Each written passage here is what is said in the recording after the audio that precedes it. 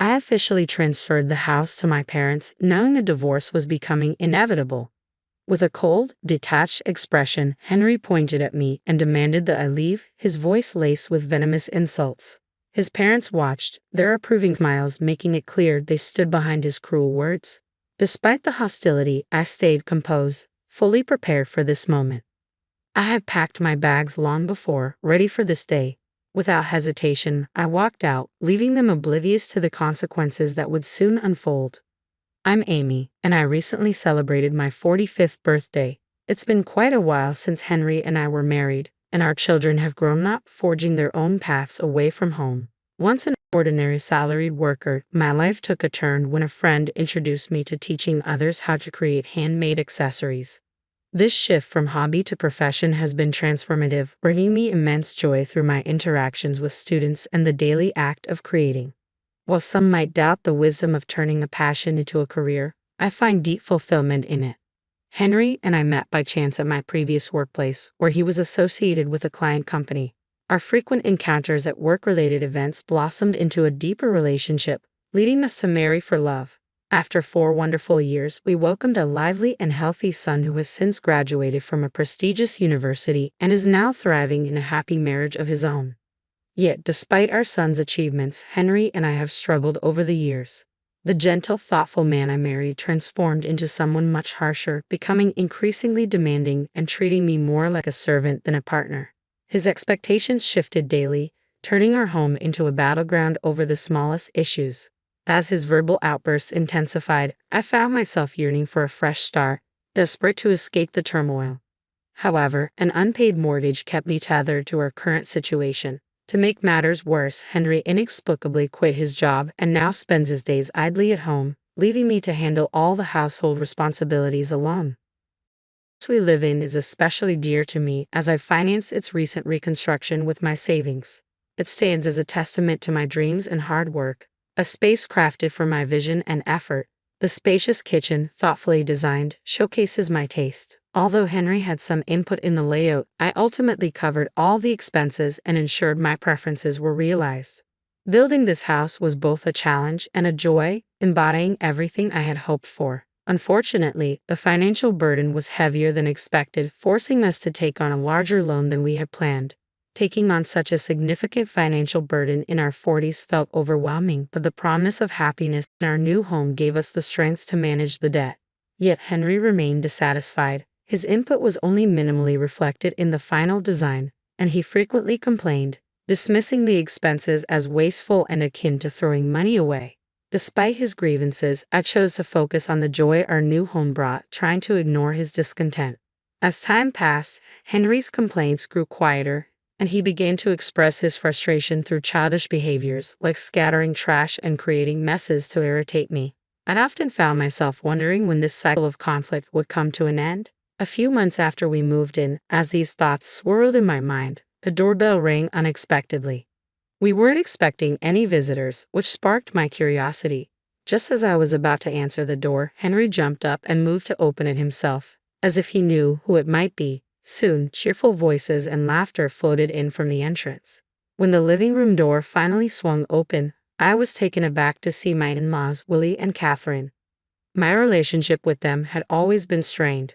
From the moment we announced our marriage, they had been cold and critical of my background, maintaining an uncomfortable distance even on our wedding day.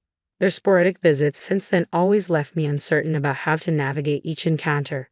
Despite the lack of recent communication, their unexpected arrival left me feeling unsettled.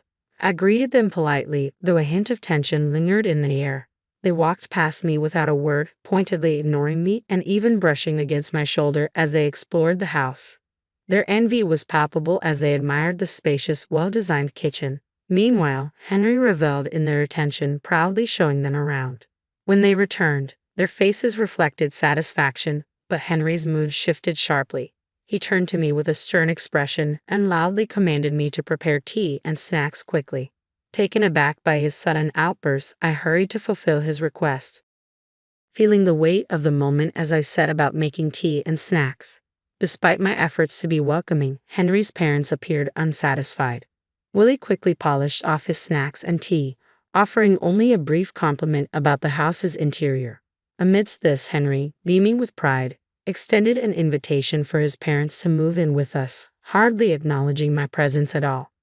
As they listened to Henry and prepared to leave, I stood back, watching their retreating figures. The gap between Henry and me felt immense, especially as I saw him so animated and joyful with his parents, a side of him I hadn't witnessed in a long time. After Henry's invitation, his parents began visiting more frequently. What started as a few times a month quickly escalated to several times a week, and soon they were almost here every day. With each visit, their criticisms of me intensified, and Henry did nothing to intervene. Instead, he grew increasingly blameful, voicing relentless complaints about how I was supposedly upsetting our son. Amid the mounting challenges, I found myself unable to voice my growing frustration, settling instead for constant apologies. The visits from my in-laws became more frequent, often occurring while I was away. Henry and his parents left clear evidence of their activities behind: beer cans, empty bottles, and alcohol spills that stained our new rug. Despite my objections, our home began to smell of booze and felt increasingly neglected. Henry's complaints about my contributions felt particularly ironic, given that he did nothing to help around the house. His involvement in gambling added another layer of stress. Betting slips frequently appeared, highlighting the financial risks and the futility of trying to explain the dangers of his habit. The losses were especially painful as the money wasted was hard-earned from my relentless efforts. As the in-laws' visits became more frequent, they often timed their arrivals for when I was out. This made it increasingly difficult for me to manage the situation or assert any control over the growing chaos and discomfort in our home. One day, when I unexpectedly returned home early, I found Henry and his parents comfortably settled in our living room. Surprised, I confronted them, but their dismissive responses and snarky attitudes made it clear they saw my presence as an annoyance. Frustrated and stressed by their insolence, I realized I had reached my breaking point.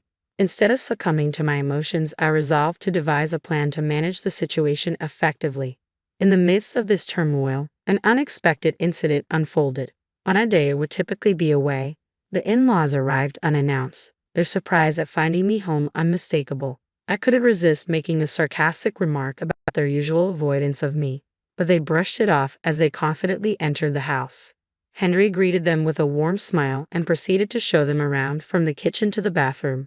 As I watched the thorough inspection, suspicion crept in. It felt like there was a hidden agenda behind their visit. When they left, their satisfied expressions suggested they had uncovered something significant. Curious and increasingly cautious, I questioned their need for such thorough inspections and wondered if there was something they felt compelled to tell me. I had previously warned Henry not to pry into my concerns, insisting it was none of his business, yet his behavior suggested he was hiding something. I suspected he was trying to manipulate the situation, though identifying his exact intentions proved difficult. My best option was to quietly observe and decipher the unfolding scenario. Then one day, after work, I returned home to a startling sight. A large moving truck parked in front of our house, emblazoned with the logo Moving Center. Henry was deep in conversation with the truck driver and several representatives. When our eyes met, he quickly averted his gaze and hurried back inside. To my shock, my in-laws arrived at the same time. They greeted me casually as if nothing were wrong, while Henry welcomed them with open arms, ushering them into the house. The tension in the air was palpable, signaling that significant changes were about to impact our living situation. As I followed Henry and his parents inside, I was struck by the dramatic transformation of our home. The familiar furnishings and personal items that once filled the space had vanished, replaced by my in-laws' outdated furniture, arranged as if they had already moved in. Sitting on the sofa, I was surrounded by their smirking smiles, radiating a sense of smugness. Their demeanor made it clear that this change wasn't spontaneous but part of a well-orchestrated plan. Feeling a mix of anxiety and determination, I opted to stay silent and observe what would unfold next. The anxious glances exchanged between my in-laws only intensified the already tense atmosphere. Soon, they hinted that there was something important they needed to discuss, suggesting an ulterior motive. Steeling myself and maintaining a calm facade, I listened as Henry took a deep breath and revealed that he had sold the house to his parents. He then proposed we get a divorce, and his parents nodded in agreement, their smug smiles betraying their satisfaction in orchestrating this situation. Despite the shocking revelation, I managed to stay composed, Having suspected their scheming all along, I quickly signed the divorce papers, set my wedding ring on the table, and announced my decision to leave. My suspicions about Henry and his parents' deceitful behavior during their frequent visits while I was away had prompted me to take precautionary measures. I had installed surveillance cameras throughout the house, which I could access via my smartphone. Initially, I monitored their casual interactions, but it wasn't long before I stumbled upon footage that confirmed my worst fears. In the video, Henry and his parents were seen happily discussing the sale of the house. Shocked but now fully aware of their intentions, I began to plan my next steps carefully. Armed with evidence from the surveillance, I started searching for a new place to live, determined to move on from this betrayal.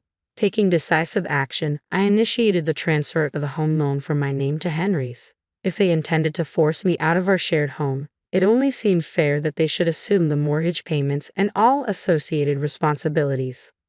With a monthly payment of $3,800, an amount drawn from my hard-earned salary, I had serious doubts about whether Henry and his parents, considering their current employment situations, could handle such a financial burden. Determined to sever all financial ties, I refrained from offering any support. Now free from the burdens of that relationship, I moved into a new, well-organized home furnished with fresh items, eager to start anew. On a tranquil day off, savoring the luxury of sleeping in past noon, my relaxation was abruptly shattered by the doorbell. To my surprise, Henry and his parents stood at my doorstep, uninvited and unexpected. They barged in without waiting for an invitation and spread a document in front of me, accusing me of illegally altering the loan terms without their consent. I was taken aback by their audacity. They explained that shortly after I had left the old house, they received notification of the loan name change. Henry and his parents, all currently unemployed, were stunned, claiming they couldn't afford the steep monthly payments. In a heated outburst, Henry insisted they wouldn't cover the costs. I tried to reason with them, explaining the consequences of defaulting on the loan, including how interest and late fees could significantly increase their financial burden. Henry listened, initially skeptical, but began to grasp the seriousness of the situation. When Henry looked up the loan information online, shock and distress washed over his face. I suggested it was time for them to explore new job opportunities for a fresh start. Their expressions grew even paler as the reality of their situation sank in. They confessed to having no savings or assets, with Henry burdened by significant gambling debts and lacking a steady income.